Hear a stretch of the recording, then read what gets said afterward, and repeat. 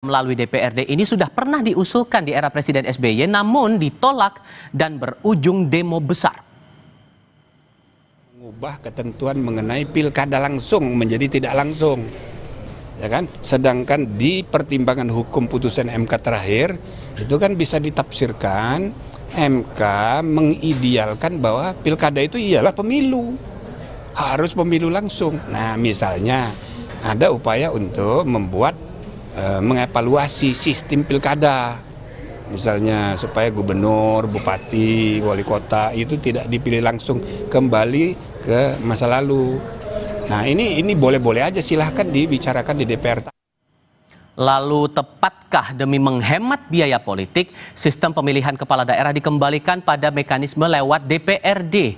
Apakah ini pertanda demokrasi kita semakin maju atau malah sebaliknya? Lalu, apakah Presiden Prabowo punya peran di balik ide ini? Kami diskusikan bersama Ketua DPP PDI Perjuangan Deddy Sitorus dan Wakil Ketua Umum Partai Golkar Ahmad Doli Kurnia. Selamat sore semuanya dengan Tifal, apa kabar?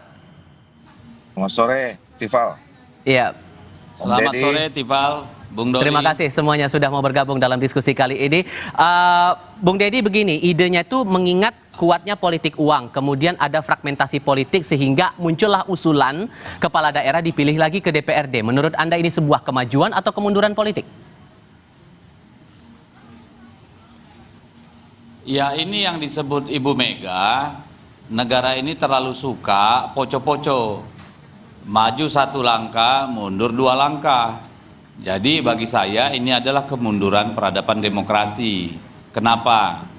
Satu, pemilihan secara langsung itu terlepas dari putusan MK, tetapi kita sama-sama tahu bahwa itu adalah produk dari yang namanya reformasi sebagai koreksi terhadap sistem pemilu pemilihan kepala daerah melalui DPRD yang kita alami selama era Orde Baru. Ya, itu satu. Yang kedua, kalau alasannya adalah soal biaya yang besar, ada banyak cara untuk mengurangi atau mengefisiensikan biaya dalam proses pemilu kada. Kan begitu, misalnya dengan e-voting atau penggunaan sistem seperti yang di India misalnya yang penduduknya 1,5 miliar itu bisa pilkada tidak berbiaya mahal. Dan kalau alasannya adalah soal biaya, saya kira yang namanya legitimasi pemimpin suatu daerah, proses pemilu adalah hal yang logis mengeluarkan biaya. Dan biaya itu kan biaya publik kembali kepada masyarakat. Kan gitu nih. Lalu yang kedua, kalau soal politik uang tidak menjadi solusi. Karena apa? Saya bisa pastikan kalau dipilih oleh DPRD, politik uang itu juga akan gila-gilaan, tapi terkonsentrasi pada elit.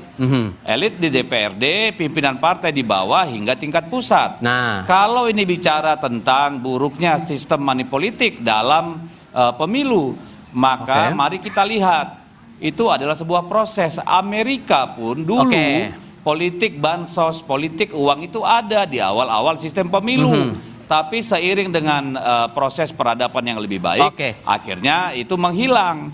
Dan Bang Deddy, kalau mau mengatasi money politik, tentu apa? Instrumen penegakan hukum, pengawasan yang harus diperkuat. Nah, bukan saya kasih kesempatan ke pemilihan DPRD. Saya kasih kesempatan ke Bang Doli kalau begitu.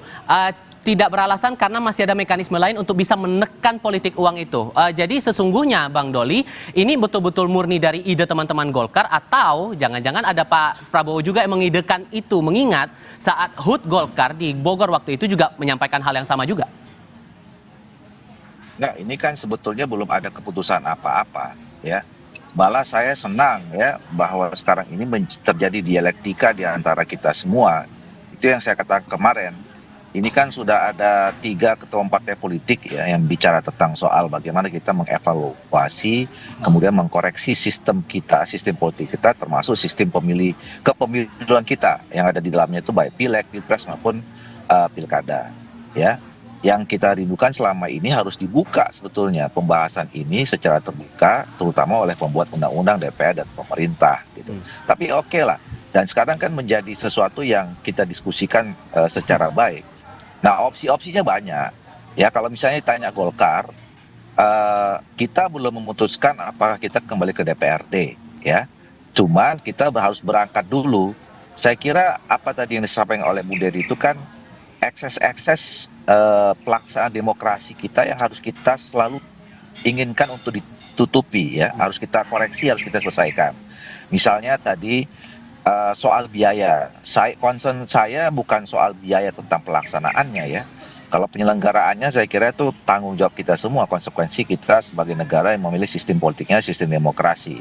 Tetapi isu tentang biaya politik itu lebih pada praktik moral hazard pemilu, ya, ekses-ekses pelaksanaan di mana budaya pragmatisme kita ini semakin lama semakin tumbuh berkembang subur gitu di masyarakat kita. Ini yang harus kita cari. Apakah kemudian dengan ekses itu bukankah itulah yang membuat kita jadi makin dewasa dalam berpolitik, berdemokrasi, Bang Doli? Masa orang suka duit dengan cara memilih itu bukan tema dewasa dong. Itu kan malah merusak kita. Orang memilih bukan kerja objektivitas, tapi kena kita dibayar dengan sesuatu, diiming-iming sesuatu kan nggak jadi objektif. Itu malah tambah kekanak-kanakan gitu loh. Nah itu yang mau kita perangi. Nah pertanyaannya memang apakah kemudian ketika kita sepakati kembali ke tidak langsung itu selesai? Ya belum tentu juga gitu loh. Nah makanya kalau kami ini sekarang kalau dalam posisi Golkar itu sedang mengkaji. Makanya dalam kajian itu ada dua opsi. Pertama adalah pemilihan gubernur, atau gini, pertama adalah semuanya kembali ke DPRD. Tentu dengan ada pengaturan di mana penerjemahan sistem pemilihan secara demokratis yang tercantum dalam Undang-Undang 45 itu harus tetap diikuti, ya, misalnya dalam proses rekrutmennya, pencalonannya, pelibatan segala macam itu. Tapi yang udah pasti kami mendukung pemilihan gubernur itu di DPRD saja. Karena dia kan kepanjangan tangan dari pemerintah pusat. Sementara heavy kita di Indonesia ini kan daerah otonom itu ada di kabupaten kota. Tapi dari dua opsi itu ada peran Pak Prabowo juga nggak yang memberikan ide, Bang Doli?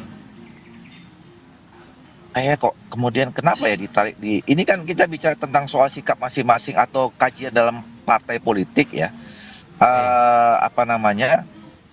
Saya tidak tahu apakah ada komunikasi langsung khusus terkait itu dengan Pak Prabowo dengan ketua partai politik yang lain termasuk ketua partai Golkar. Tetapi kami di Golkar dalam setahun ini sudah bentuk tim melakukan kajian. Dan soal pilkada sekarang kita sudah punya dua opsi. Opsi yang tadi pertama itu, yang kedua yang kabupaten kota kita pertimbangkan untuk asimetris gitu. Bang Dedi, apa yang Anda khawatirkan kemudian kalau ini bakal terjadi pemilihan kepala daerah lewat DPRD? Ekses itu Anda juga khawatirkan terjadi atau malah bisa ditangani sebetulnya?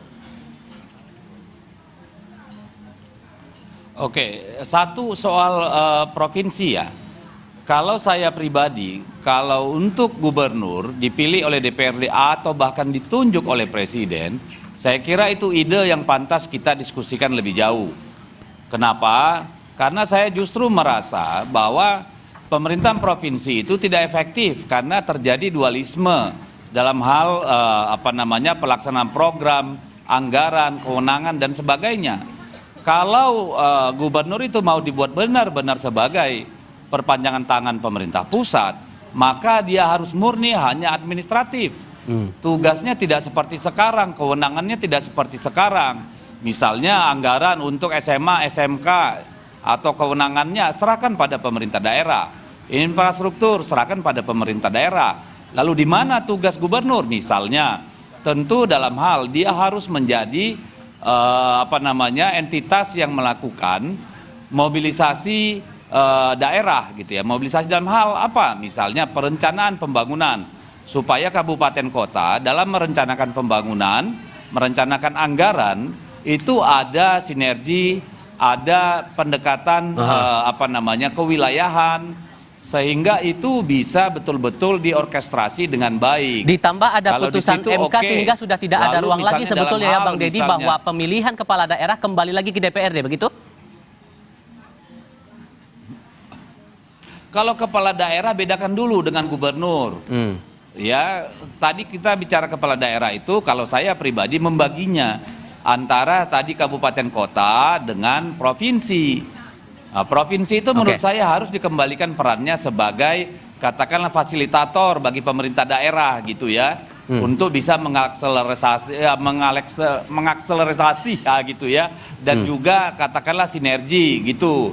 Nah itu saya tidak terlalu masalah kalau menurut saya mereka ditunjuk bahkan diangkat oleh DPRD. Tapi untuk kabupaten kota saya kira kalau ingin kita bangsa ini maju dalam peradaban demokrasi, kita harus tetap memberikan hak itu kepada rakyat gitu.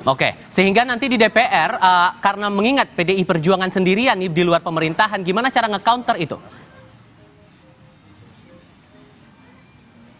Kalau menurut saya, jika dipaksakan oleh DPR dan pemerintah bahwa bupati wali kota dipilih oleh DPRD bukan oleh rakyat, maka mereka akan berhadapan dengan rakyat. Kita lihat bagaimana kemarin soal putusan MA dengan revisi Undang-Undang Pilkada yang dilakukan oleh DPR dalam kurang dari 24 jam itu. Bagaimana perlawanan rakyat. Jadi kita di PD Perjuangan tidak takut kalau sendirian saja berbeda sikap. Karena kami percaya rakyat masih menginginkan pemilihan langsung untuk kepala daerah, kabupaten dan kota. Bang Doli, di koalisi sendiri gimana cara, apakah semuanya setuju anggota partai koalisi pemerintahan untuk mendorong ini bisa gol gitu? Itu yang seperti saya katakan tadi, sampai sekarang kita belum punya kesimpulan siapa yang akan kemudian pilihan mana, konsep mana gitu. Itu kan dari masing-masing partai politik kan sedang melakukan kajian semua. Itu ya. Jadi kayak kami juga belum putuskan mau DPRD apa. Malah tadi saya katakan kami sudah punya 2 opsi ya. Masih punya 2 opsi yang terus kemudian kami dalami. Jadi tapi menurut saya kira ini harus terus ya dibicarakan sehingga kita memang betul-betul bisa menangkap aspirasi yang sesungguhnya ya dari masyarakat kita seperti apa gitu. Bang Ahmad Doli Kurnia, kemudian Bang Deddy Sitorus, terima kasih sudah berdiskusi bersama kami. Selamat sore semuanya. Selamat sore. Selamat. Dan saudara, informasi lainnya di Kompas Petang akan kami sajikan selepas jeda. Di antaranya seorang warga negara Jepang tewas setelah mobilnya tertimpa muatan tanah truk tronton yang terguling di eksit tol Karawang Barat, Jawa Barat.